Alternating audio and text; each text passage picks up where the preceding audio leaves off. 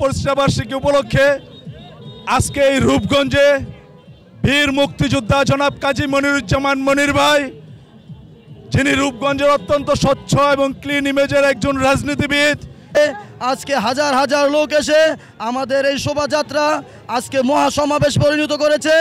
রূপগঞ্জবাসী আজ আমাদের দেখিয়ে দিতে চাচ্ছে রূপগঞ্জে কাজী মনিরের বিকল্প আর কেউ নাই। জেলা শাখার সংগ্রামী আহ্বায়ক মাওলানা জাকারিয়া আমাদের মাঝে উপস্থিত হয়েছেন। বাংলাদেশ জাতীয়তাবাদী যুবদল নারায়ণগঞ্জ জেলা শাখার সাবেক। আমাদের এই কষ্ট, আমাদের এই আনন্দ সবকিছু শহীদ জিয়াকে আমি সমর্পণ করতে চাই, তাকে আমি উৎসর্গ করতে চাই। আমাদের বাংলাদেশ জাতীয়তাবাদী দলের প্রত্যেকটি কর্মীর কর্ম এবং তাদের কষ্ট ক্লেশকে শহীদ জিয়ার স্মরণে আমি উৎসর্গ করতে চাই। যে মানুষটি 1971 সালে এই দেশের রাজনৈতিক নেতৃত্ব যখন কিং কর্তব্যবিমূঢ় ছিল, সেই লোকটি তখন এই দেশের স্বাধীনতার ঘোষণা করেছিলেন।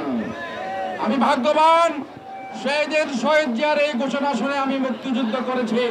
মুক্তিযুদ্ধের যাত্রা থেকেই আমি শহীদ জিয়ার একজন কর্মী হিসাবে, মুক্তিযোদ্ধা হিসেবে কাজ করেছি। আমি ভাগ্যবান, এইভাবে ইতিহাসের পরিক্রমায় 1975-এর পট পরিবর্তনের পরে আবার শহীদ জিয়া যখন এই দেশের রাজনৈতিক দৃশ্যপটে আবির্ভূত হন, সেই সময় আমি শহীদ জিয়ার সাথে আবার এই বাংলাদেশের গণতন্ত্র পুনঃপ্রতিষ্ঠা, মানুষের অধিকার প্রতিষ্ঠা, মানুষের অর্থনৈতিক মুক্তির লড়াইয়ে যে ডাক উনি দিয়েছিলেন, সেই ডাকে আমি একজন কর্মী হিসাবে কাজ করতে পেরেছি।